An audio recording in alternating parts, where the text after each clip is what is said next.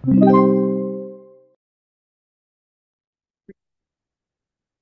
situation number 11. A flooring system consists of parallel W14 by 30 steel sections, space 3 meters on centers with simple span of 6 meters is fully laterally supported by the floor. The beam support a 200 millimeters thick slab. The flooring system is designed for a ceiling load of 750 pascals. The properties of the I-beam sections are given, and then use unit weight of concrete 24. For the first question, calculate the nominal moment strength of the steel beam according to the provisions given by NSCP 2015. All right. So for the first question, so actually if we would analyze this, meron ka lang steel section na wide flange.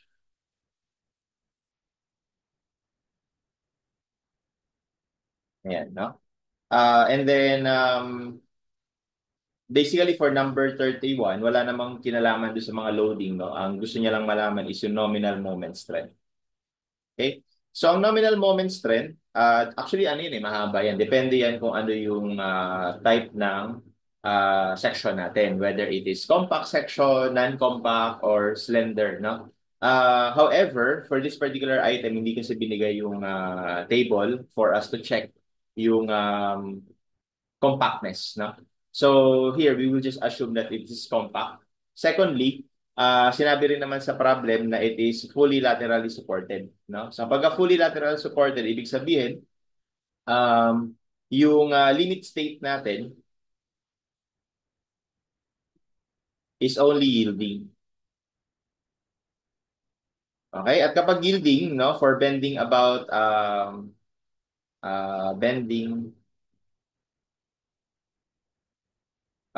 the major axis. Okay? So our nominal moment capacity is simply Fy times Zx. Okay? So yan lang yun, no? Obviously, no, ang major axis is ito. Ito yung minor axis. Okay? So anyway, the question now is that merong Fy given, kaya lang wala yung Zx, no? So if you recall, ano ba itong Zx? Ito yung plastic section modulus. Okay, and actually, ang binigay lang sa problem is yung mga dimensions natin. So, binigyan tayo ng overall depth na 350. Okay, tapos merong flange width na 170. Thickness ng flange, which is 10. So, magkabilaan 10 ito. Thickness ng web na 7. Ayan, no? So, and then that's it. No? Wala na siyang ibang binigay. So, dito, ibig sabihin, we will need to calculate for the plastic section modulus. So, paano nga ba kumpitin yun? Tandaan nyo ito, ang plastic section modulus lang is yung total moment area about the section's neutral axis. Okay, and obviously, ito na rin yung may neutral axis natin. So, bali ko, kumpitin lang natin yung moment area nito. Ayan. Tapos yung moment area nito. Okay? And ganun din yung moment area nitong nasa ilalim, no? Um, bali moment area ng mga section above and below nung neutral axis, no? Total moment area, okay, singitan natin, no? Above and below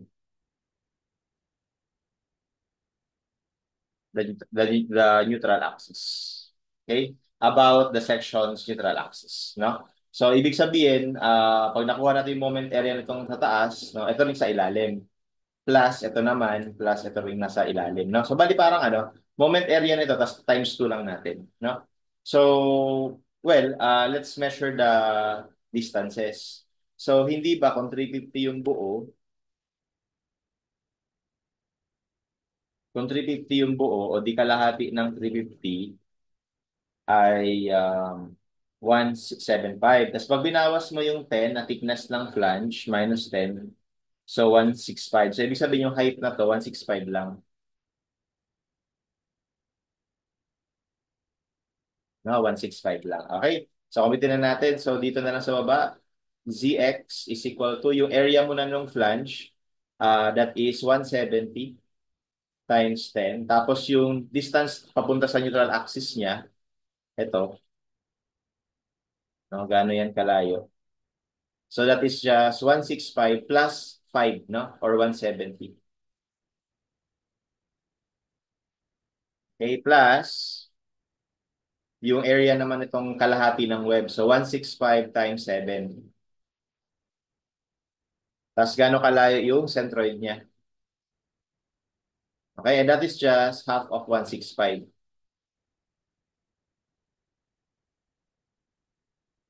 Okay? And yan yung moment of area nung nasa ibabaw. Nasa ilalim, magiging same lang. Kaya times 2 na lang natin to. Okay, so our plastic section modulus for this section,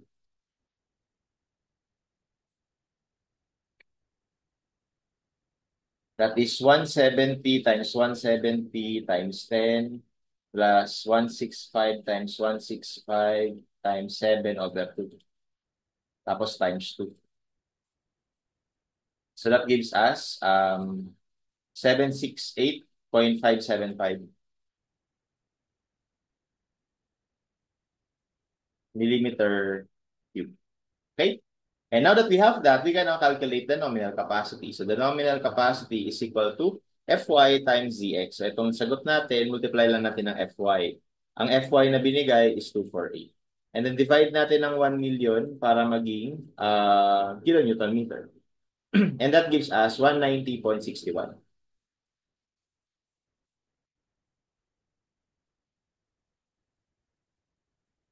And that will be our answer for the first question. So nominal lang naman yung tinatanong, no? Nominal. So letter B. Okay? Next. Calculate the maximum floor live load an individual beam can sustain by LRFD. And then, okay, so balikan to kasi yan. Sabi niya, di ba sa problem, yung flooring system daw consists ng mga steel sections, space 3 meters on center with a simple span of 6 meters. So parang ganito yan. So parang kunwari, ito yung top view muna, top view. Kunwari, ito yung floor. Ayan, kunwari yung floor natin. So yung mga wide flange natin, bali nandito. Ayan.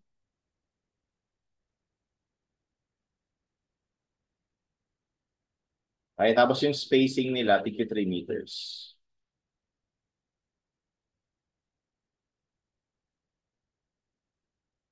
Okay? And then yung span nila, ito yun, would be 6 meters. Okay? Kung titingnan natin yan sa cross-section view, at ganito makikita natin. Ito yung slab, tapos ito yung mga wide flange. Ayan, no? Again, yung spacing nila is 3 meters. Okay? Kung ano naman, 3D view, so parang ganito.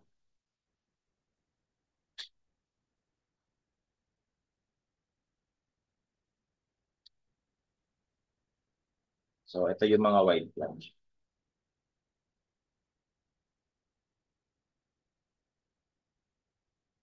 Okay?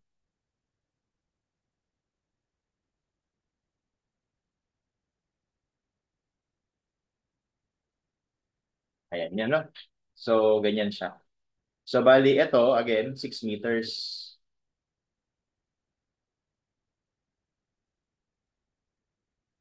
Okay, and then ito yung spacing na tig 3.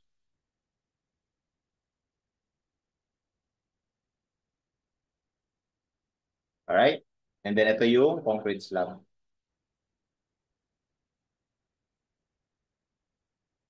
Alright?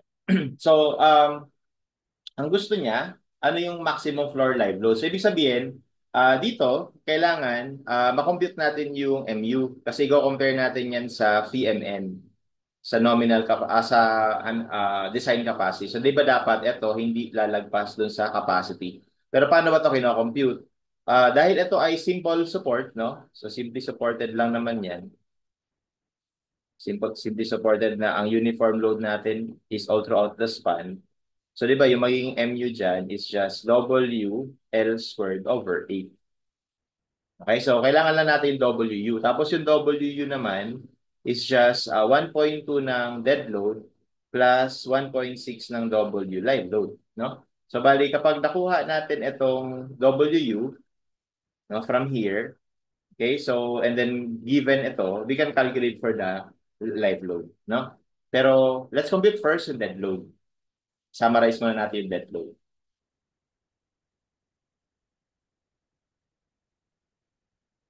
Okay, so ano-ano mga dead loads natin? So unahin na natin yung self-weight ng beam for 40. So, W self-weight. So, gawin ko ng kilonewton. So, 0.44 na yun, no? Ayan. Okay, ano pa? Yung concrete, no? 200 mm na yung thickness, tapos yung unit weight ay 24. So, ito ay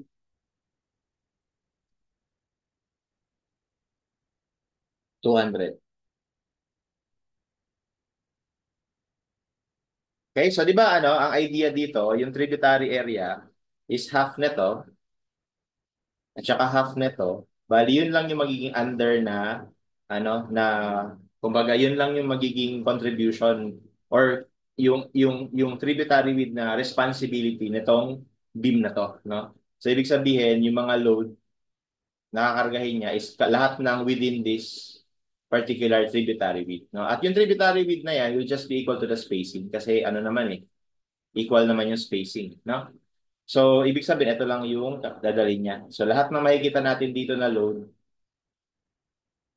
no? Yan lang yung lahat ng floor load na nandyan, yun lang yung kakargahin niya, no? So bali meron pa kasi hanggang dito kasi mga floor load natin. Hanggang dyan. Kaya lang, yun lang yung iintindihin natin, no? Yung tributary width na 3 meters. Okay? Kumbaga, kung titingnan natin dito, ito yon.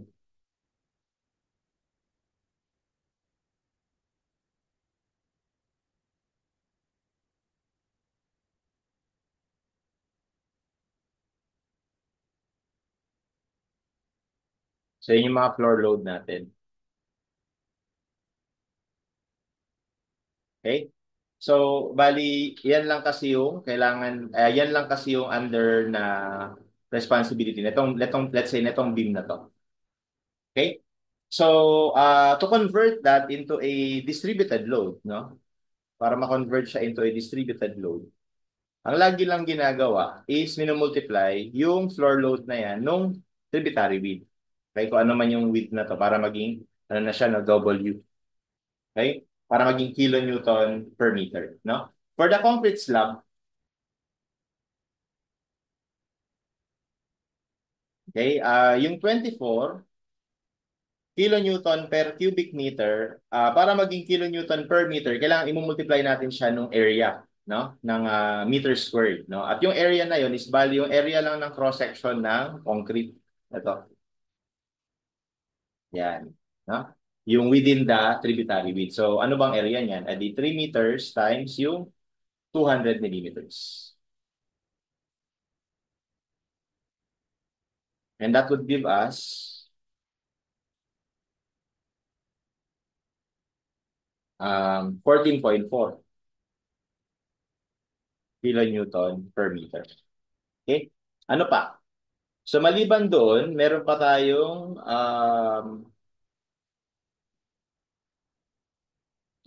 ceiling load na 750 pascals. So ito naman, pag sinabi mong pascals, um, that is Newton per square meter.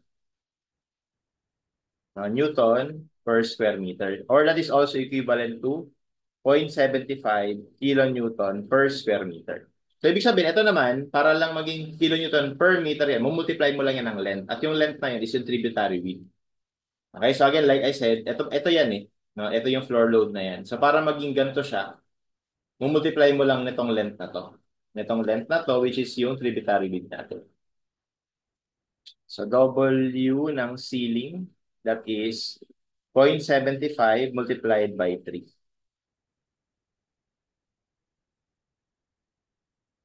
So 2.25. Okay, what else? So maliban sa ceiling,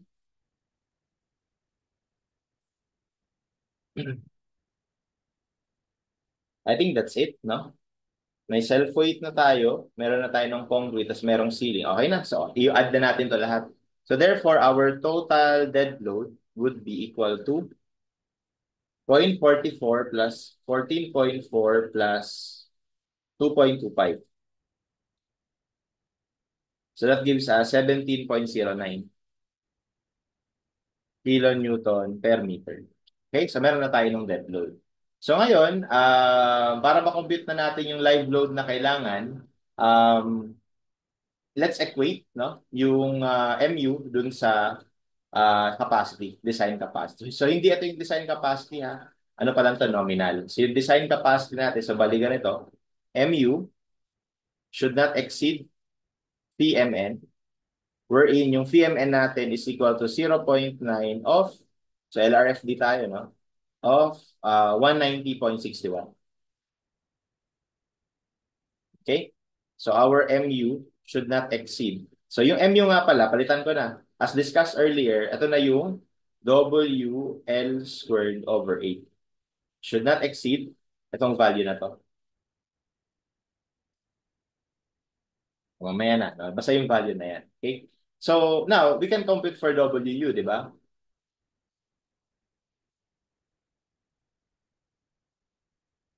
Okay? So cross-multiply mo lang yung 8 tapos divide mo ng L squared so you can now define your WU. So your ultimate uniform load should not exceed 0.9 times 190.61 times 8 divided by 6 squared. So that gives us 38.12. Should not exceed 38.122 kilonewton per meter. So therefore, ito, pwede na natin palitan ng 1.2 ng W ng dead load plus 1.6 ng W live load. Okay, and therefore your W live load should not exceed, so minus, and then divide 1.6. Should not exceed 11.01. 11.01 kilonewton per meter. Okay? However, ang question sa atin sa problem is ano daw yung floor live load na naka-kilopascal. So ito na-compute natin, naka-ano yan, naka-uniform load, naka-ganito. So parang ang gusto niya is yung naka-floor load, no, naka-ganito siya. Okay, so para mabalik natin siya sa floor load, dati, para makuha ito, minumultiply natin ang tributary width. So ngayon, kung meron ka na nito at gusto mong maibalik dito sa floor load, no, i-divide mo naman itong na-compute mo na W by the tributary width. No? So ibig sabihin, so yung floor live load natin, no, okay, should not exceed 11.01 divided by 3 meters. Okay, and that would give us 3.67. So 3.67. Ito ngayon ay magiging kilopascals na kasi kilonewton per meter squared na siya. So that would be our answer for this item. Okay? Next, calculate the maximum floor live load of an individual beam can sustain by ASD method. So dito naman using ASD. Ito yung factor of safety no, ng ASD. So ito divide natin para makuha natin yung allowable capacity. Okay? So number 33. Ganun ulit ang idea. Yung MU no, or yung M should not exceed 1 over the factor of safety ng M nominal, no? So ito ay maging allowable moment na kasi ano na tayo, ASD na tayo eh, no? Allowable moment. Okay, so yung allowable moment, ganoon pa rin, no? WL squared over A. So W allowable L squared over 8. Kasi ano pa rin naman simple span. Okay? And then, from there, we can calculate for W sub A. Right? So, kumpitin natin. So, gano'n ulit, parang kanina lang, no? 190 point, ano ba yung ano natin? 190.61 divided by factor of safety na 1.67. Tapos, cross-multiply natin yung 8, tapos divide natin ng span squared. So, that's 25.36. So, WA should not exceed 25.36 kilonewton per meter. And then from here, no, yung WA, gagawin natin na ano, 1.2 W dead load plus 1.6 W live load, no, should not exceed 25.36. Okay, kapag ito po ang ginawa niyo, mali kayo. Magkakamali kayo. No, bakit? Kasi itong load combination na to is for LRFD. Okay, take note na iba yung load combo kapag ka WSD, or we can actually plainly say that kapag, sorry, not WSD, rather ASD, no? We can plainly say that kapag ASD, actually, hindi na tayo nag-factor sa dead end sa live load, no? So, actually, dapat, this should be W dead load plus W live load lang.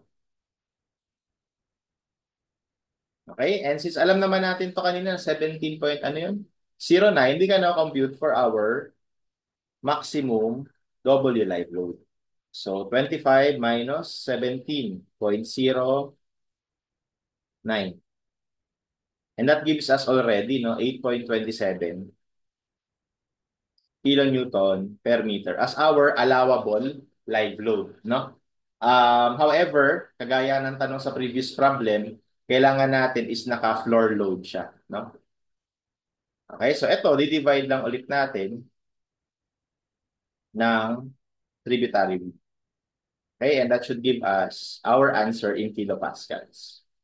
So that is 2.76 kilopascals. Okay?